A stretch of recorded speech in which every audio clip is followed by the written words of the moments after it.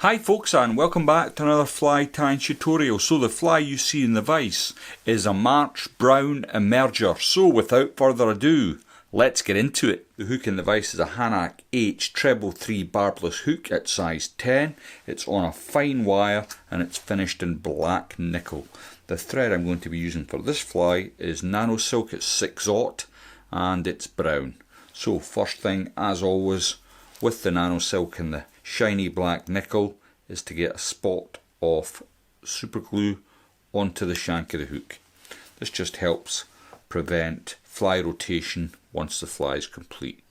So I'll just use my silk to spread that up and down the shank, and I'm going to get myself started with a little bed of tying silk. Now in the fly that was in the vise at the start there, what you seen was a trailing shuck, and what I'm going to be using for that is some crinkle solid white. You can use different things for trailing shucks, but this is I quite like this. It's not too in your face. Sometimes the crystal flash can be a little bit too much, and this I think just adds that sort of impression a bit better. So I'll just dress that up to the hook. I'll get a tap, a couple of ties in there. I'm just going to adjust how it's sitting, and then I'm going to bring my thread over the top and all the way down to the bend, so it's just below where I'm going to start my fly off. Now I'm just going to remove the tops like so. Yeah, March is just round the corner, and the start of the trout season on the rivers will not be far off. And I had a look at my fly boxes the other day, and they're sorely lacking in March Brown patterns. Now it's a fairly big pattern, it's a fairly big fly is what I meant to say, hence I'm using the size 10 hook. Now I've got some copper wire here. It's very thin, it's 0.1 millimeters. I'm just going to tap that into the body, and then I'll come all the way back down. Now if you watched the video last week, I tied a March Brown wet fly, and I'm going to use exactly the same dubbing. So this is a trout line squirrel dub. I've got it in my little box here, and this is number 1, just a little bit lighter. And what it is, it's a squirrel dub that's mixed in with some UV fibres and other bits and bobs caught in there. And once again, what I want to do, I want to keep the body nice and thin. Although it's a big fly, I think we're all guilty at some point of overdressing our flies. I know I've certainly been in the past, and I've often wondered when I get refusals at the river, is it because I've overdressed the fly, and it just doesn't, the impression doesn't seem right, so the profile doesn't seem quite right. So this year when I'm tying, I'm going to try and keep my dressing a lot slimmer in profile, see if it makes any difference to my refusal against take ratio. So I brought that all the way up the shank, and I'm going to follow that up with the wire rib. Try and keep your wire rib evenly spaced up the shank. It's a little trickier to do with a curved hook than it is with a straight. It won't make a great deal of difference if one turns a millimetre or so out, but it just does add to the neatness. So I've caught my wire rib in there, got a couple of turns in front, and I'm just going to helicopter that away now. Never be tempted to pull at the wire, because it will cause you all kinds of problems. Now I'm just locating my dubbing brush, and I'm going to give that a little scruff out. Doesn't take much. Remember, I didn't use that much dubbing, so there's not much there to to pull out, but there's enough.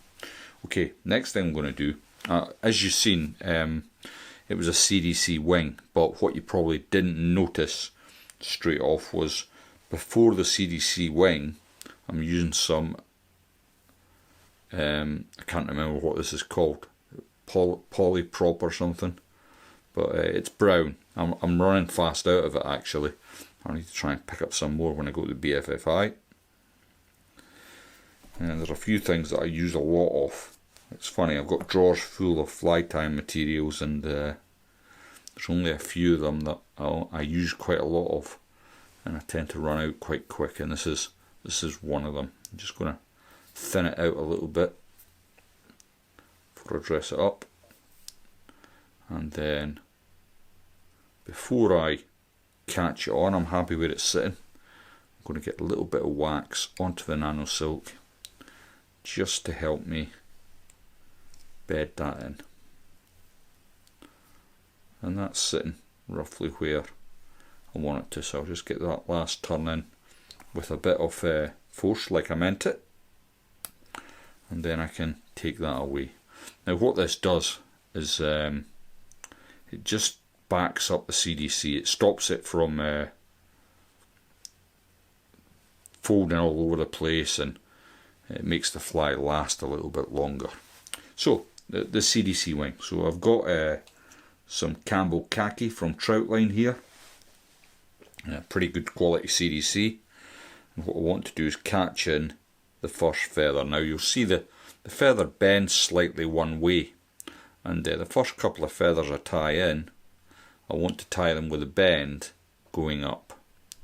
Just try and get the length right, and instead of lining them up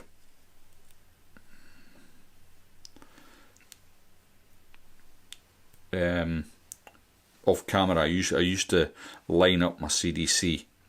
What I do now is tie it in a plume at a time. Now what I'll be able to achieve by doing this is I'm able to make sure that all the tips are aligned almost perfectly, whereas when you line it up on the bench, irrespective of how careful you are, you always end up pulling or moving the CDC, and the tips are misaligned. So again, I've got my next feather, just going to see how it's lying, and then that will come in on top again. Just get it as best I can. I'll get one turn in, two to hold it into place, just make sure that's sitting just where I want it. I can adjust it, and because I'm using nano silk, it does make it a little easier. Now before I cut that, I'm going to get a couple of turns in front of the stem, and excuse my fingers while I remove that little bit. Just going to add a little bit more wax to my thread, bring it back slightly, and then my next CDC feather. Now this time I'm going to come, and the bend I've got is going to be bending down. So once again, I'll line that up as best I can with my fingers. 1, 2, and a feather in front. Then I can come in again with my scissors and just remove that. Now you can see already, I hope you can see already that the tips of the CDC are marrying up just nicely. I'm going to come back on, make sure I've got that secured down, and I'm going to add one more CDC feather. So with having put the poly yarn in, the brown poly yarn, you don't need as many CDC feathers to get the same sort of effect. Okay, I'm just looking to see how the feather's sitting. I'll dress it up, and then I'll get 1, 2, it looks like it's sitting in place. I'm going to pop that up so I can get my thread in front, and that just locks everything in. Come in with the snips and take it away, and that's looking pretty good. Pretty pleased with that. So the next thing we're going to do is come back to our squirrel dub, and I'm going to take a small amount and simply dub it onto the hook. Now it may look like a generous amount going on here, but I'm going to brush this, so some of it will be lost as I bring my brush through it. I'm going to come back to where my wing is, and then I'm just going to build a head like so. And then what I can do before I bring in the whip finish tool is simply add a spot of super glue. This will save me having to go in with a dubbing needle once the fly is complete. 1, 2, 3, and that locks that into place. Now I've got to say, I'm not a huge fan of CDC and fly patterns. They tend to need a lot of TLC, so I do tie this pattern using deer hair as well, which I find it's much easier to recover, and it lasts longer when you're fishing. So I've got my dubbing brush here, and all I'm going to do, tease out some of the fibres from that dubbing head that I've made. And I don't know how well the camera's picking up the UV fleck in this dubbing, but to the human eye at least, it looks spectacular.